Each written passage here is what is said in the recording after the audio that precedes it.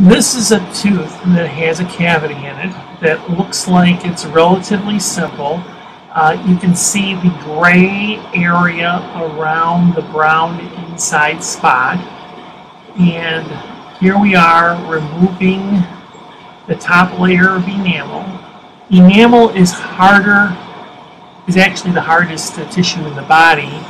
And as we remove it, the next tooth layer is called dentin, and it's much softer. And once the acid and the bacteria penetrates into that area, it's very easy to develop decay in a very quick way.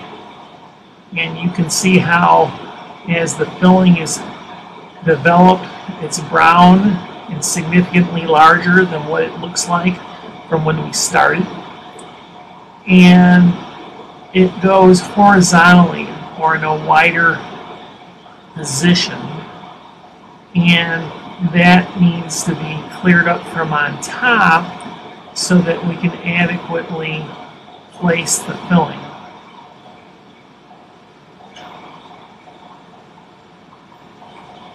That's about 2 millimeters deep,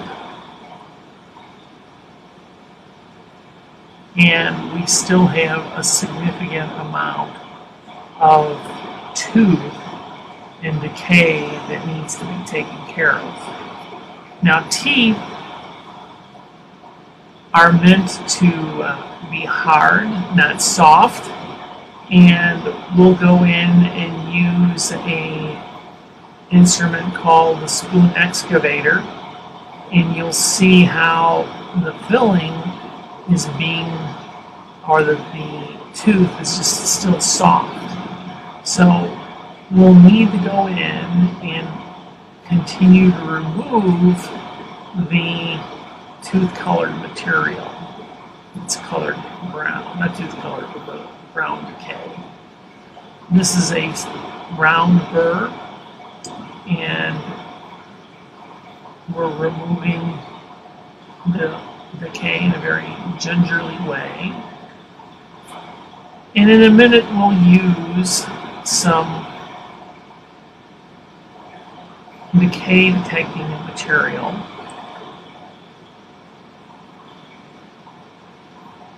to make sure that it's all out. Now we're probably about maybe 3 millimeters into the tooth now. And as we get deeper in this particular area, typically it's not a problem. This particular patient is 27 years old, and you can see there's some dark brown there. And we put in a decay detector, and anything that's still green is considered decay that could continue to develop underneath the filling. And you notice it's all the way around the sides as well as in the dark brown area.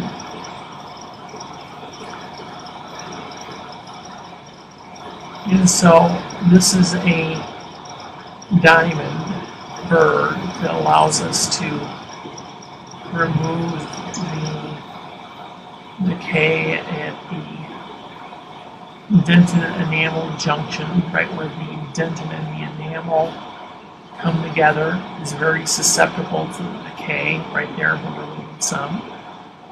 Continuing on, so you really have to be sure to get that out, otherwise you will find that your fillings won't last very long.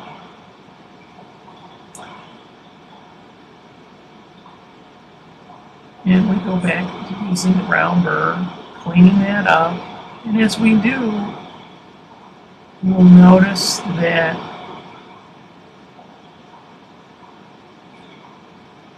there's a little space there.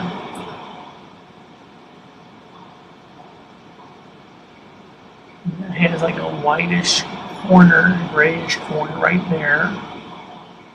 And it's higher than where we were before, and that's the pulp horn of the nerve. And we're looking at that. There's no bleeding. And we'll take an instrument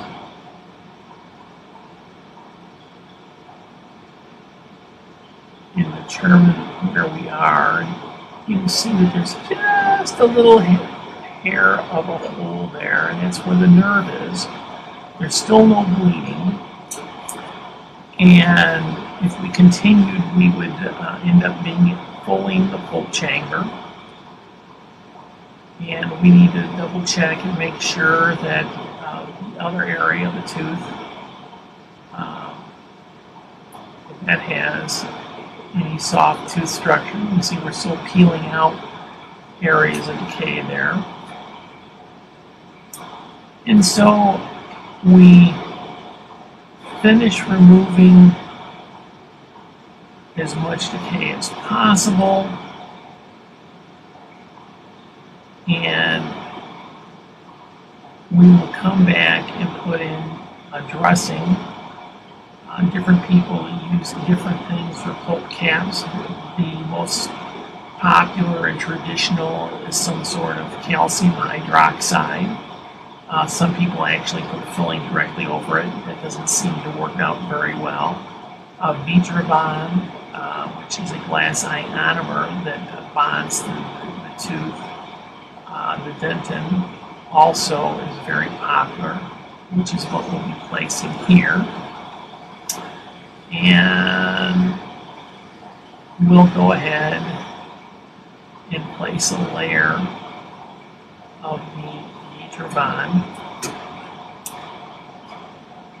And the nice thing about it is that you don't have to put any conditioner or anything.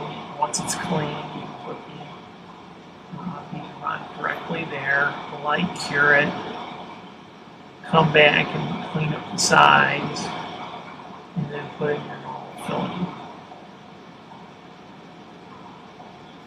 And it flows everywhere quite nicely.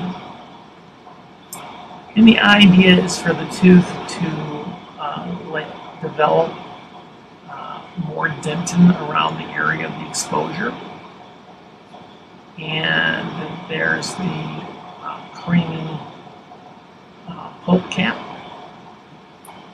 And we'll go ahead and clean up.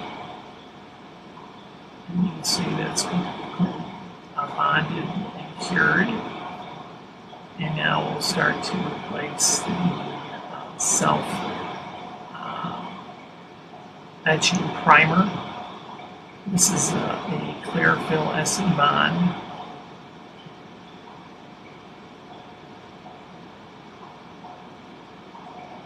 Which has been very successful in my hands. Some people feel that there's more staining around the margins. I haven't found that the case.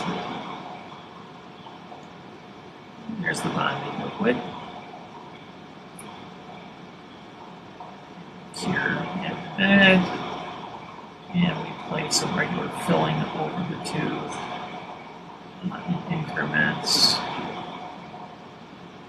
And we'll see a little bit flowable. Some crannies. Some people place the flowable and then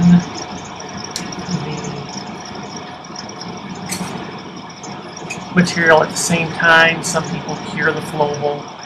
You'd like to try and have your flowable material be at the same expansion as much as possible as the other composite for it to be long lasting. And this is a flowable that's made from a 3M product. And then there's the filling. I could have chosen the filling that was a little more the same color of the tooth, but I like to be able to see where the filling ends and begins in a place that's that aesthetic for the next dentist if it needs to be replaced.